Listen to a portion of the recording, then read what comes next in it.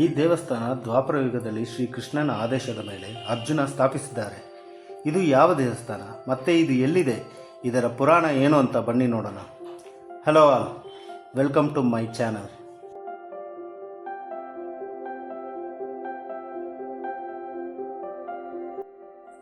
ಈ ದೇವಸ್ಥಾನಕ್ಕೆ ಮುಳ್ಬಾಗ್ಲಿಂದ ಕರೆಕ್ಟಾಗಿ ಬರೀ 5 ನಿಮಿಷ ಅಷ್ಟೆ. ಅಂದರೆ ಮುಳ್ಬಾಗ್ಲಿಂದ 500 ಮೀಟರ್ದಲ್ಲಿರೋ ಈ ದೇವಸ್ಥಾನದ ವಿಶೇಷತೆ ಹೇಳ್ದಂಗೆ, ದ್ವಾಪರ ಯುಗದಲ್ಲಿ ಮಹಾಭಾರತ ಯುದ್ಧ ಆದಮೇಲೆ ಕೃಷ್ಣನ ಆದೇಶದಂತೆ ಶ್ರೀ ಅರ್ಜುನ ಬಂದು ಇಲ್ಲಿ ಧ್ವಜದ ಮೇಲಿರುವ ಆಂಜನೇಯ ಸ್ವಾಮಿನ ಇಲ್ಲಿ ಪ್ರತಿಷ್ಠಾಪನೆ ಮಾಡ್ತಾರೆ.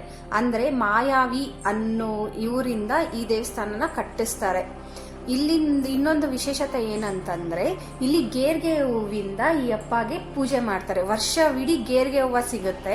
ಮತ್ತೆ ತಿರುಪತಿಗೆ ಹೋಗುವ ಮುಂಚೆ ಈ ದೇವಸ್ಥಾನಕ್ಕೆ ಬಂದು ಈ ಅಪ್ಪನ ದರ್ಶನ ಮಾಡಿಕೊಂಡು ಹೋಗ್ತಾ ಯಾವ ಆಕ್ಸಿಡೆಂಟ್ ಆಗಲಿ ವನ್ಯ ಮೃಗಗಳಿಂದ ಆಗಲಿ ನಮಗೆ ಅಟ್ಯಾಕ್ ಆಗೋದಿಲ್ಲ ಅನ್ನೋದು ಈ ದೇವಸ್ಥಾನದ ವಿಶೇಷತೆ. ಮತ್ತೆ ಇನ್ನೊಂದೇನಂತಂದ್ರೆ, ಇಲ್ಲಿ ಭೃಂಗ ಮಹರ್ಷಿಗಳು ಬಂದು ಶ್ರೀ ವಿಷ್ಣುನ ಪ್ರತಿಷ್ಠಾಪನೆ ಮಾಡಿದ್ದಾರೆ.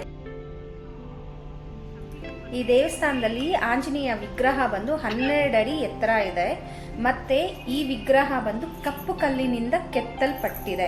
ಮತ್ತು ಇಲ್ಲಿ ಶ್ರೀ ಭೃಂಗ ಮಹರ್ಷಿಗಳು ಕೆತ್ತನೆ ಮಾಡಿಸಿರುವಂತಹ ಶ್ರೀ ಚನ್ನಕೇಶ್ವರ ಸ್ವಾಮಿ ದೇವಸ್ಥಾನ, ರಂಗನಾಥ ಸ್ವಾಮಿ ದೇವಸ್ಥಾನ, ವೆಂಕಟರಮಣ ಸ್ವಾಮಿ ದೇವಸ್ಥಾನಗಳನ್ನು ಕೂಡ ನಾವಿಲ್ಲಿ ನೋಡಬಹುದು.